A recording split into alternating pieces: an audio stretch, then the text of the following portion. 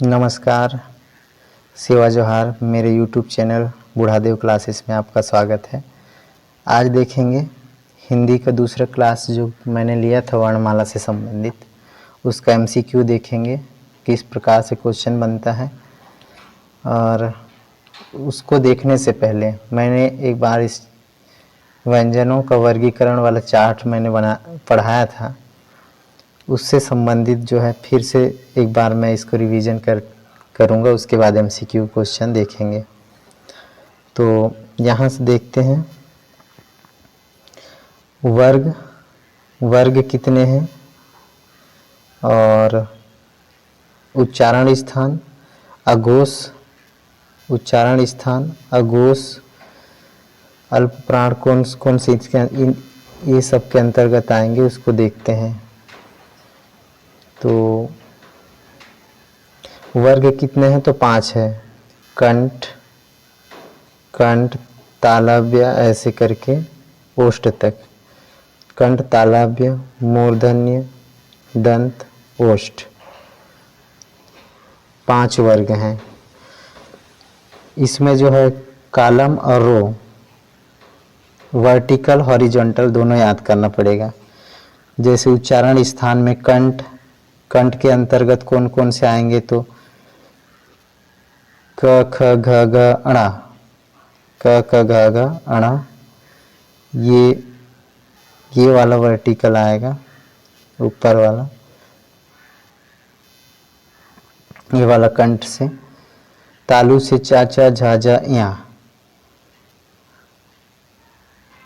और मूर्धन्य से टाटा ढाढा हड़ा अणा तक। उसके बाद दंत से ता था दादा ना तक। उसके बाद ओष्ठ से पापा भाभा माँ।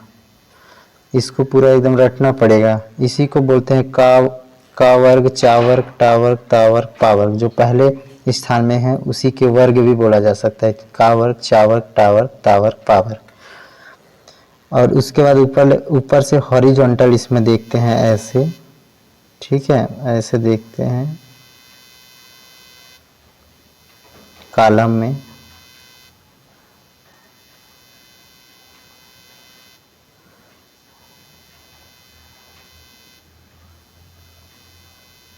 कॉलम देखते हैं तो अघोष अल्प प्राण, अघोष और अघोष सघोष क्या है, अल्प प्राण महाप्राण क्या है? तो अघोष का परिभाषा यहाँ दिया है। अघोष जिन ध्वनि का उच्चारण में स्वर तंत्रियों में कंपन ना हो, जिन ध्वनियों के उच्चारण में स्वर तंत्रियों कंपन ना हो वह अघोष कहलाता है। तो अघोष में कौन कौन से आएंगे? पहला और दूसरा व्यंजन, पहला और दूसरा। तो पहला और दूसरा कॉलम का आएगा, ये पहला कॉलम रहेगा, ये दूसरा कॉलम, ये तीसरा, ये चौथा और ये 5वां कॉलम। ठीक है, पहला और दूसरा कॉलम जो है अघोष के अंतर्गत आएगा। वैसे सघोष का परिभाषा देखते हैं यहाँ से। तो सघोष या घोष उसी को बोलते हैं जिन ध्वनियों के उच्चारण में स्वर तंत्रियों में कंपन हो, जिन भी ध्वनि या जिन भी वर्ण का हम उच्चारण करेंगे जिसे जो है स्वर तंत्रियों जो है कंपन उत्पन्न हो, वह सघोष या घोष कहलाता है। तो हर एक वर्ग का तीसरा चौथा पांचवा, तो ये तीसरा चौथा पांचवा जो है सघोष के अंतर्गत आएगा। इसको सिंपल याद करना है। अघोष मतलब जिन ध्वनियों के उच्चारण स्वर तंत्री कंपन ना हो, कौन कौन से? तो पहला और दूसरा कॉलम, और घोष या सघोष जो है तीसरा चौथा पांचवा कॉलम। इसको याद रखेंगे ऐसे, ठीक है। अब देखते हैं अल्प प्राण महाप्राण क्या होता है। अल्प प्राण का यहाँ से देखते हैं इसका डेफिनेशन।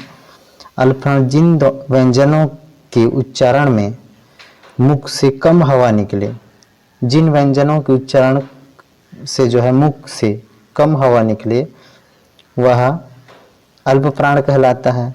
तो कौन कौन है? तो पहला, तीसरा, पांचवा। यहाँ से पहला होगा, यहाँ से तीसरा, यहाँ से पांचवा। ये पहला, तीसरा और पांचवा क्या है, अघोष है, और सॉरी अल्प प्राण है, और जो बच गया वो महाप्राण है। तो महाप्राण कौन कौन सा आएगा, तो महाप्राण के दूसरा और चौथा। तो महाप्राण में क्या होगा उसका परिभाषा देखेंगे तो एक्चुअली यहाँ नहीं आया है। जिन व्यंजनों के उच्चारण में मुख से अधिक हवा निकले, अल्प प्राण तो था मुख से कम हवा निकले, तो महाप्राण मुख से अधिक हवा निकले। तो दूसरा कॉलम और चौथा कॉलम जो है महाप्राण के अंतर्गत आएगा। इसको ऐसे भी याद करेंगे, ऐसे भी याद करेंगे और ऐसे भी याद करेंगे, मतलब यहाँ से ऐसे भी याद करेंगे, ऐसे पूरा ऐसे भी याद करेंगे और ऐसे भी याद करेंगे, दोनों से पूछा जा सकता है। ठीक है,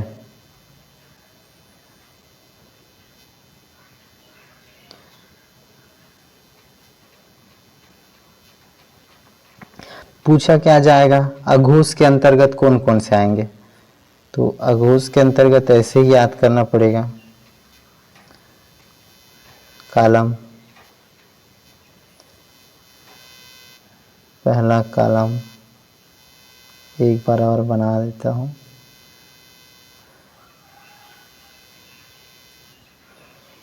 पहला, दूसरा, तीसरा, चौथा, पांचवा। कॉलम और रो दोनों को याद करना पड़ेगा। जैसे अघोष और अल्प प्राण के अंतर्गत कचट तप, कचट तप करके भी ऐसे भी याद कर सकते हो। और ऐसे कंठ के अंतर्गत कौन कौन से आएंगे, सॉरी कहाँ गए, हाँ कंठ के अंतर्गत, तो कंठ के अंतर्गत आएंगे क ख घ ग अणा, यहाँ तक। तालु के अंतर्गत ऐसे भी याद रखने हैं। तालु के अंतर्गत च छ झ झ या, ऐसे याद करेंगे। मूर्धन्य से ट ठ ड ड अणा, दंत से त त ध ध न। जब उच्चारण करके देखेंगे तो भी इसका जो है उच्चारित स्थान पहचान में आ जाएगा। ओष्ठ से, ओष्ठ मतलब होंठ से प फ ब ब म। ठीक है, इसको याद रखेंगे, ऐसे भी याद रखेंगे और ऐसे भी याद रखेंगे पूरे को। कैसे यहाँ से क्वेश्चन आता है मैं अभी आगे करवाऊंगा इसके। इसको ये जो है ये है प्रथमाक्षर, ये द्वितीय अक्षर, ये है तृतीय अक्षर, ये है चतुर्थ अक्षर, ये है पंचमाक्षर। इसी को सगोष अल्पप्राण नासिक, नासिक का व्यंजन क्या है बोलेंगे तो पंचमाक्षर को, ये जो पूरे हैं ये जो है नासिक के व्यंजन के अंतर्गत आएंगे। पूछा जाता है नासिक के व्यंजन कौन सा व्यंजन है या कौन सा वर्ण है करके, वहाँ ऑप्शन दिया रहेगा, आपको पहचानना है। तो इसको जो है रटना पड़ेगा आपको। ठीक है, चलिए क्लियर हो गया होगा तो आगे चलते हैं, एक बार देख लेते हैं फिर भी। कंठ के अंतर्गत क ख घ ग अणा, तालव्य के अंतर्गत च छ झ झ या, मूर्धन्य के अंतर्गत ट ठ ड ड अणा, दंत से त थ द ध न, ओष्ठ से पा फा भा भा म। पूरा इसको जो है याद करना पड़ेगा ही।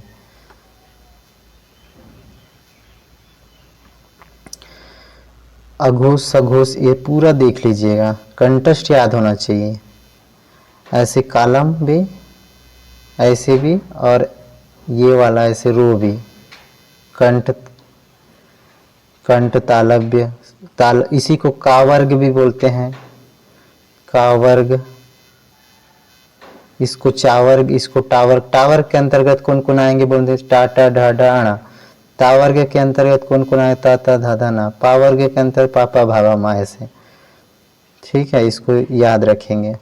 मैं बार बार कह रहा हूँ, यहाँ से जो है जितने भी, जिस भी वनडे एग्जाम हो चाहे जो भी एग्जाम हो, अगर हिंदी के सिलेबस में वर्णमाला या हिंदी का इतिहास संबंधित है तो यहाँ से क्वेश्चन जो है 4-5 क्वेश्चन यहाँ से, और मैं एक क्लास पहले लिया हूँ वहाँ से, मोस्ट इम्पोर्टेंट है। यहाँ से 2-3 क्वेश्चन यहाँ से फंसेंगे ही।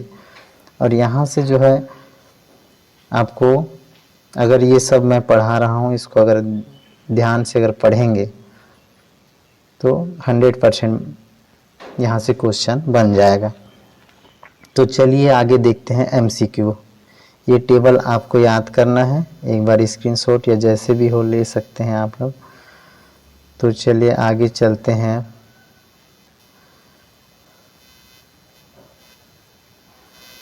क्वेश्चन करते हैं। चलिए, भाषा की सबसे छोटी इकाई क्या है? मैं जो है इसको दूसरा क्लास में पूरा डिटेल करवाया हूँ, अगर नहीं देखें तो एक बार जाके प्लीज़ वहाँ से देख लें। उसके बाद यहाँ आके पहले मेरे क्वेश्चन अटेम्प्ट करने से पहले आप अटेम्प्ट कर ले में आपका सही है या नहीं है उसको भी पता चल जाएगा। ठीक है, चलिए देखते हैं भाषा की सबसे छोटी इकाई क्या है। तो क्या है? शब्द है, व्यंजन है, स्वर है, वर्ण है। तो वर्ण है, वर्ण या ध्वनि को ही भाषा की सबसे छोटी इकाई कहते हैं। भाषा की सबसे छोटी इकाई वर्ण या ध्वनि, वर्ण या ध्वनि भाषा की सबसे छोटी इकाई है। ठीक है, याद रखेंगे। मैं इसका क्रम भी बताया हूँ, देख लेंगे। और दूसरा क्वेश्चन क्या है? वर्णमाला, वर्णमाला कहते हैं। ए ऑप्शन है शब्द समूह को, वर्णों के संकलन को। सी ऑप्शन है शब्द गणना को। डी है वर्णों के व्यवस्थित समूह को। तो ऑप्शन डी है। अगर आप लोग मेरा पहला क्लास देखे होंगे, सॉरी इससे पहले दूसरा वाला क्लास, वर्णमाला वाला क्लास अगर देखे होंगे तो ये ज़रूर आप बना पा रहे हैं, ऐसा आशा करता हूँ। तीसरा देखते हैं क्वेश्चन, निम्नलिखित में से कंठ ध्वनि कौन सी है? अभी मैंने पढ़ा है कंठ के अंतर्गत क ख घ घ अण ऐसे आता है। तो पहला ही ऑप्शन है इसमें, पहला ही क्वेश्चन का आंसर ए होगा सही आंसर। चौथा क्वेश्चन नंबर देखेंगे, स्थान के आधार पर बताइए कि मूर्धन्य व्यंजन कौन से हैं। स्थान के आधार पर बताना है मूर्धन्य व्यंजन कौन सा है। पहला आएगा कंठ, दूसरा तालव्य, तीसरा मूर्धन्य, चौथा दंत, पांचवा ओष्ठ। 5 ही वर्ग हैं। तो मूर्धन्य के अंतर्गत क्या आता है? तो मूर्धन्य के अंतर्गत आता है ट ठ ड ढ अण, ट ठ ड ढ अण, अर्थात यही आएगा। ठीक है, ये सब तो नहीं है, ये तो कंठ का है। ये ऑप्शन जो है कंठ का है। बी है छ छ झ झ या, ये तालु का है। ये जो है ओष्ठ का है। तो बचा कौन सा? यही है ना हमारा आंसर, सी। क्वेश्चन नंबर 5वां देख रहे हैं हम लोग। क्वेश्चन नंबर 5वां, निम्न में से अल्प प्राण वर्ण कौन से हैं? तो अल्प प्राण हम देखे थे, पहला, तीसरा और 5वां। अगर आपको याद होगा कॉलम, तो पहला कॉलम, तीसरा कॉलम, 5वां कॉलम जो है अल्प प्राण कहलाएगा। तो यहाँ में से कौन सा है? पहला तो का है ही है यहाँ से, और तीसरा में गा है। ये इसको देख लेना, पहला और तीसरा में मिलेगा। ठीक है, चलिए आगे चलते हैं। 6वां क्वेश्चन,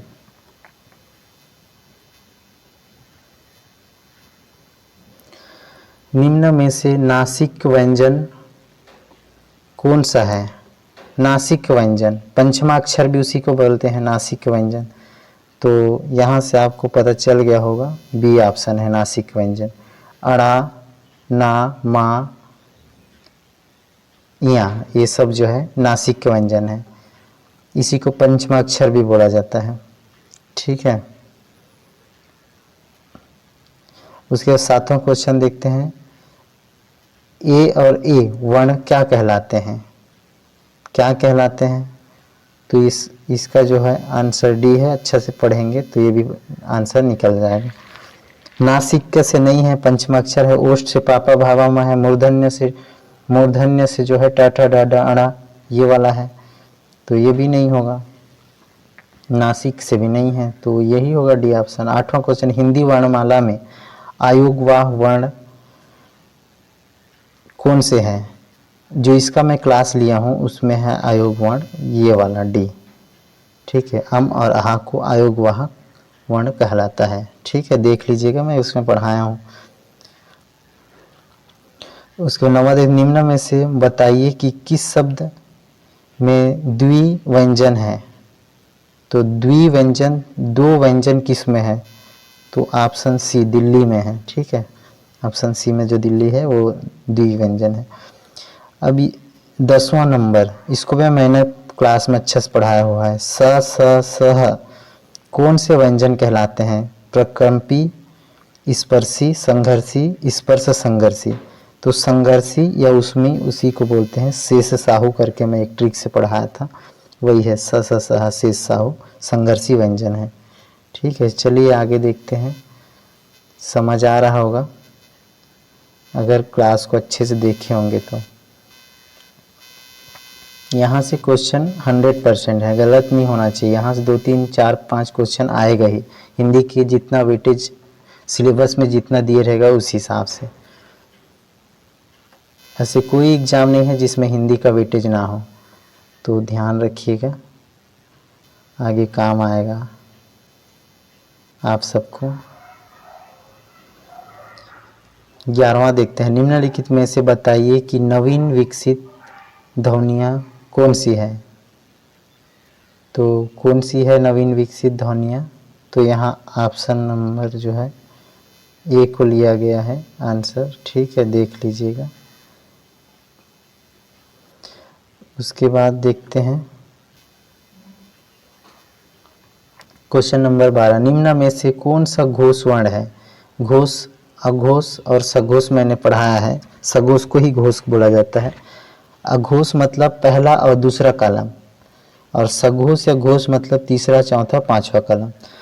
तो पहला दूसरा तो अघोष का है, चा भी पहला का है, ए ऑप्शन में खा भी पहला का है, बी चा भी पहला का है, मतलब अघोष सघोष अघोष का है दोनों।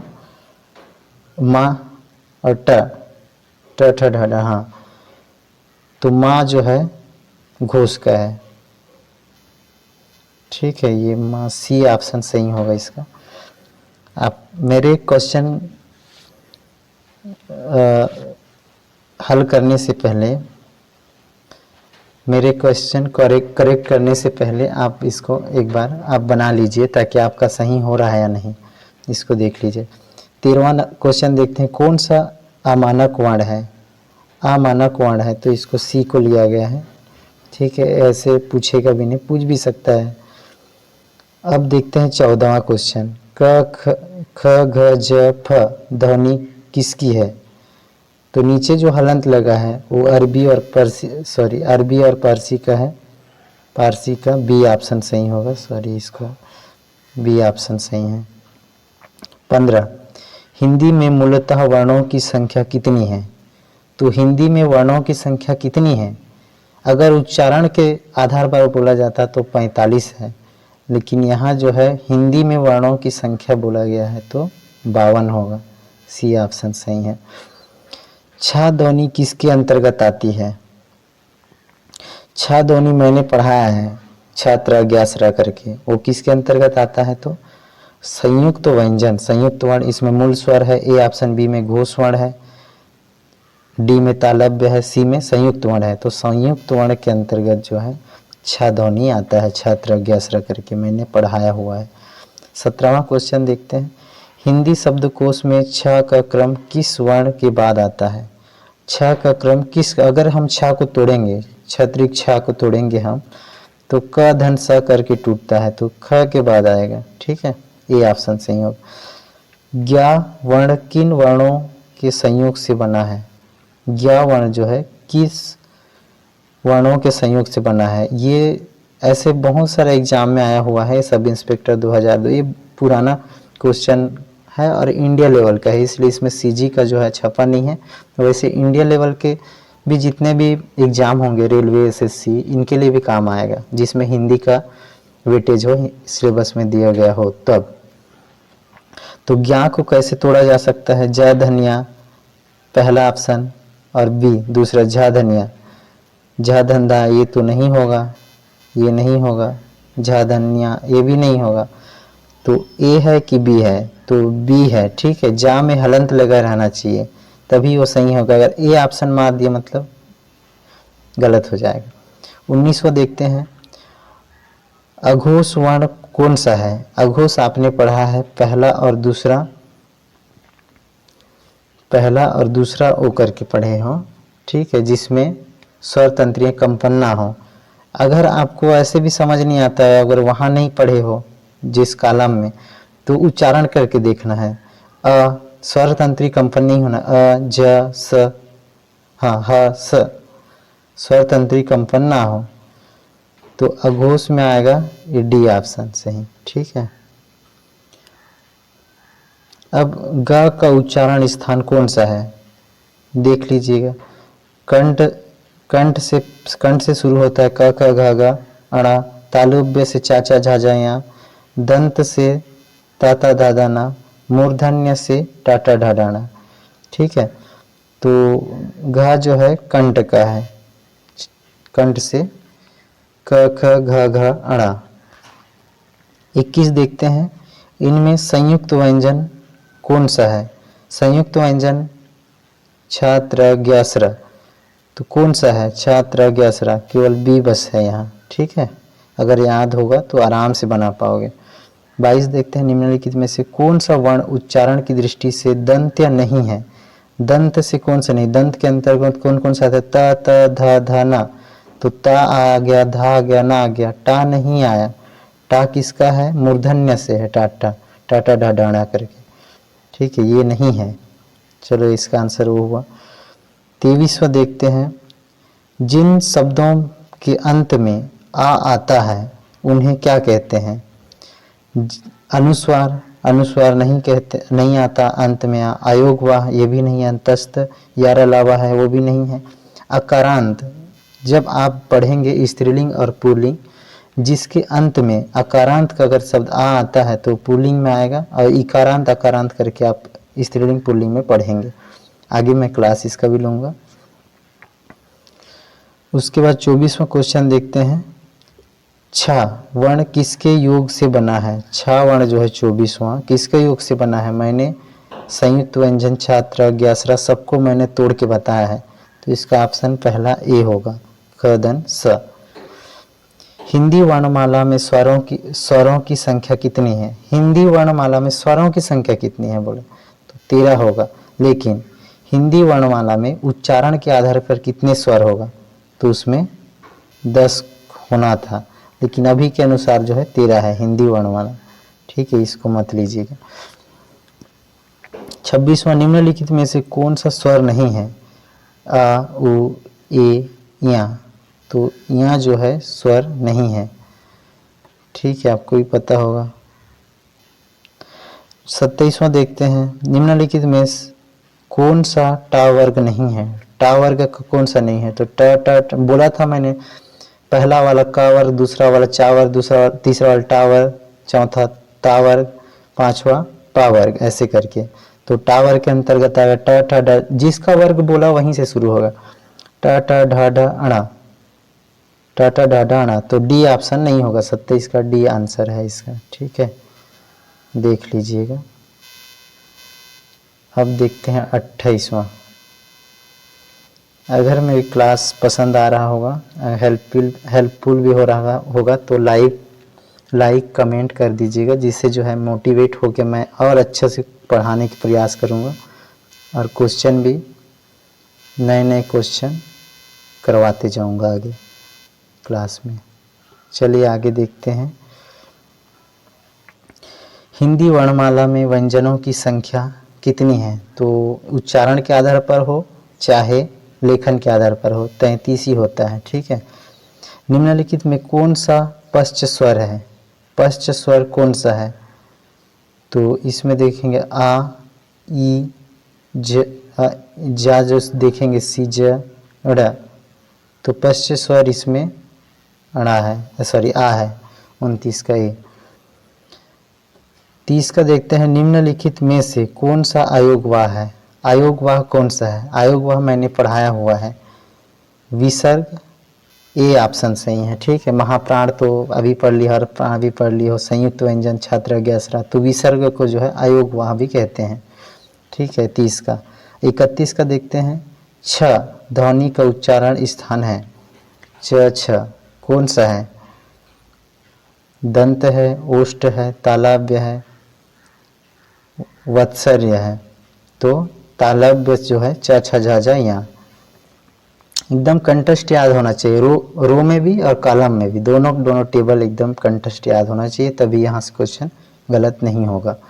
कंफ्यूजन वाला को बहुत सारा है, अगर याद अच्छा से कर लेते हो तो आराम से बना लोगे।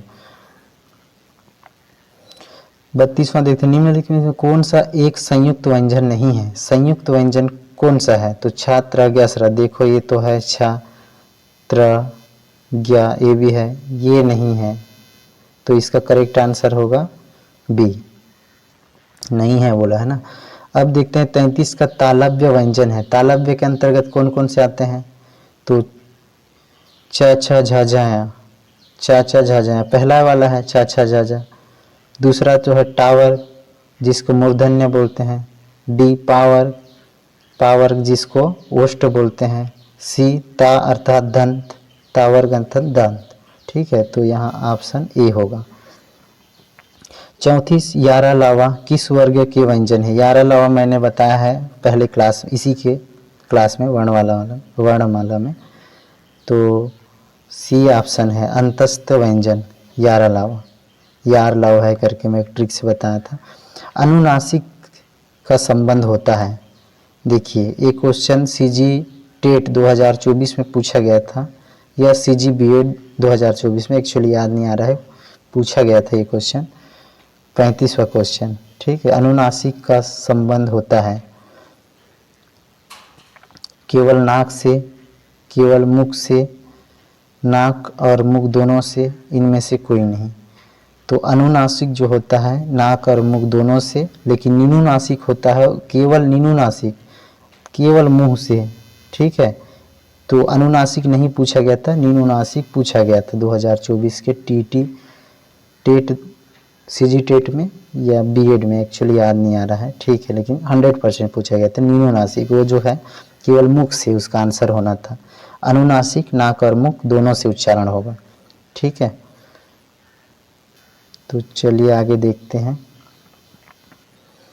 36वां, अनुनासिक व्यंजन कौन से होते हैं?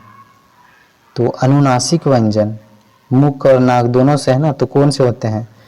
तो प्रथमा वर्ग तो नहीं होगा, तृतीया भी नहीं है, चतुर्थ, पंचमा अक्षर है, पंचमा अक्षर जो होता है नासिक के व्यंजन जिसको कहते हैं, वही है या, अड़ा, ना, मा, जिसका मुंह और नाक दोनों से उच्चारण हो। ठीक है, पंचमाक्षर को अनुनासिक भी कहते हैं ना। हिंदी वर्णमाला में स्वरों की संख्या कितनी है? ए ऑप्शन में है 8, बी में 9, सी में 11, 14, डी में 14। तो इसमें 13 ऑप्शन नहीं है हिंदी वर्णमाला, तो 10 भी नहीं है। देखिए यहाँ जो है उच्चारण के आधार पर कितना होता है तो 10, और लेखन के आधार पर कितना होता है तो 13, लेकिन कभी कभी उच्चारण के आधार पर 11 भी लिया जाता है। अगर दिया गया है कि लेखन के आधार पर या हिंदी वर्णमाला में स्वरों की संख्या कितना है, तो 10 भी आंसर नहीं है, 13 भी नहीं है, तो आंसर 11 को मानना पड़ेगा, ये सही है आंसर। कोई सब बुक में जो है 11 भी लिया गया है उच्चारण के आधार पर। यहाँ ये नहीं कहा गया है 37 में कि वर्णमाला उच्चारण के आधार पर होकर के, लेकिन अगर ऑप्शन नहीं है तो मारना है, जो उच्चारण के आधार पर दिया रहता है उसको भी। ठीक है, कंफ्यूज मत होइए, थोड़ा समझा नहीं पा रहा हूँ, शायद तक समझ जाइए फिर भी। चलो 38 देखते हैं। कंठ्योष्टय ध्वनि का उच्चारण है, कंठ से कौन कौन सा होता है? क ख ग घ अण, तो यही तो है कंठ से। भाषा निर्माण की इकाइयों में सही अनुक्रम क्या है? मैंने पढ़ाया हुआ है क्रम। ध्वनि वर्ण, वर्ण से अक्षर, अक्षर से पद, पदबंध शब्द, उसके बाद उपबंध, पदबंध, उसके बाद उपवाक्य, उसके बाद वाक्य करके मैंने पिछला क्लास में पढ़ाया हुआ है, देख लीजिएगा। तो 39 का देखते हैं कौन सा सही होगा। शब्द ध्वनि, पहले ध्वनि आना चाहिए, ध्वनि या वर्ण, तो पहला गलत हो गया। बी, इसमें भी ध्वनि पहले नहीं है, बाद में दिया है, ये भी गलत। सी, पद वाक्य, ये भी गलत। तो डी आंसर सही होगा। पहले ध्वनि है, शब्द है, पद है, वाक्य है। ठीक है, इसलिए मैं बोला हूँ कि ये पूछा ही जाता है करके। अब देखते हैं 40वां। निम्नलिखित में से उच्चारण स्थान के आधार पर कंठ से लेकर मुख विवर के उच्चारित व्यंजन ध्वनियों का सही अनुक्रम है। कौन सा अनुक्रम है? तो वर्ग पढ़े हो कंठ तालव्य करके, तो पहले कंठ आएगा। ए ऑप्शन में कंठ तालव्य वत्स, वत्स मतलब मुर्दा को, मूर्धन्य को बोलते हैं, या मुर्दा भी बोलते हैं उसी को। दंत ओष्ठ। बी में तालव्य पहला है तो गलत होगा। दंत पहला, दंत ये सब पहला नहीं होना चाहिए, कंठ होना चाहिए, तो ऑप्शन ए सही है, कंठ पहले आएगा ना। उसके बाद 41 देखते हैं। प्रयत्न के आधार पर ला किस प्रकार का ध्वनि है? मैंने पढ़ाया है इसको। ला जो है किस प्रकार का ध्वनि है?